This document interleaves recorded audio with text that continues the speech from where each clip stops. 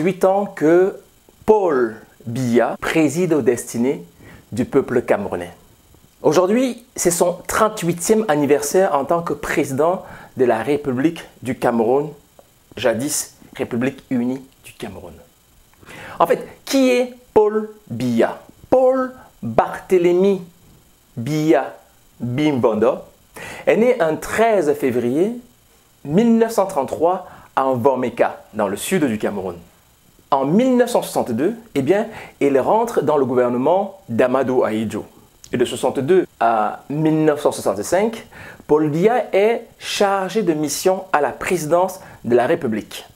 De 1965 à 1967, il est secrétaire général au ministère de l'Éducation nationale. De 1967 à 1968, il est directeur du cabinet civil du président Amadou Ahidjo.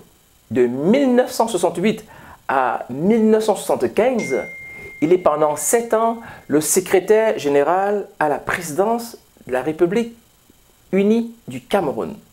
Et de 1975 à 1982, il est le premier ministre d'Amadou Ahidjo.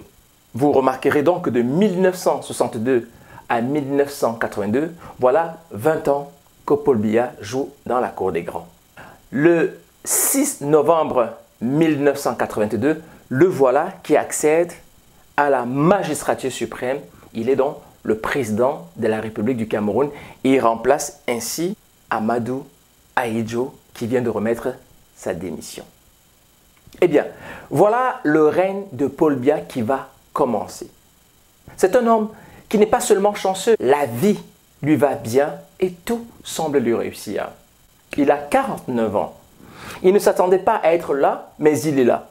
La Constitution lui permet car, à ce moment-là, le remplaçant du président de la République en cas de démission ou de vacances présidentielles, c'est le Premier ministre. Toutefois, le président Amadou Ahidjo aurait pu lui préférer à une autre personne, mais non, il a préféré Paul Biya. Pourquoi Paul Biya? D'après Amadou Ahidjo, le président Paul Biya était un homme réservé, un homme qui n'était pas encore allé rendre visite à ses parents en campagne. Selon le président Amadou Ahidjo, Paul Biya était le meilleur candidat pour lutter contre toutes les velléités hégémoniques tribales. Il estimait donc que Paul Biya serait un rassembleur, un homme de la paix.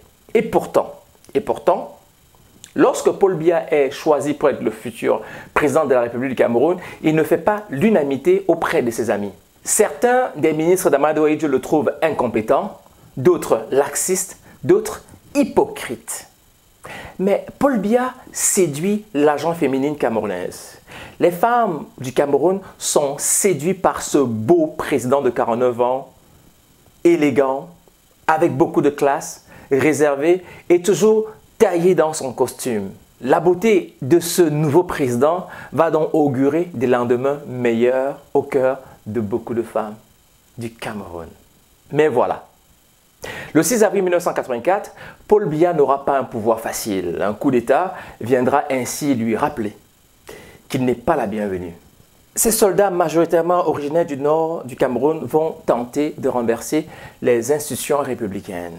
Malheureusement, ils vont essuyer un revers sanglant. Ce jour-là, lorsque Paul Biya décide de réprimander les soldats, il ne va pas de main morte.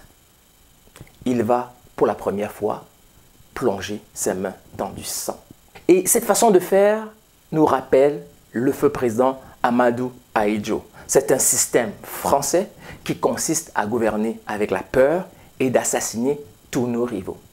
Paul Biya va ainsi condamner l'ancien président d'être à l'origine de ce putsch parce que, comme les soldats sont majoritairement les ressortissants du Nord, on a donc fait une amalgame simple. S'ils viennent du Nord, alors ce sont les gens d'Amadou Ahidjo et ils veulent ramener Amadou Ahidjo au pouvoir. Et pourtant, ce n'était pas le cas. C'était un conseil de militaires qui, suivant ce qui se passait au Burkina Faso, voulait faire la même chose au Cameroun. 1985. Paul Biya va donc ainsi faire le tour du Cameroun afin de se faire connaître auprès des populations camerounaises car, comme Premier ministre, il n'était pas très connu. Il est donc important pour lui d'avoir l'aval des autorités traditionnelles. Il va donc faire une tournée de toutes les autorités traditionnelles du Cameroun. Il dira que même s'il est né dans le centre-sud par la force des choses, eh bien, il est le président de tous les Camerounais. Il se faisait rassembleur et Paul Biya a été apprécié de tout le monde. Malheureusement, le schisme entre l'ancien président et lui va donc donner la création du RDPC à Bamenda au mois de...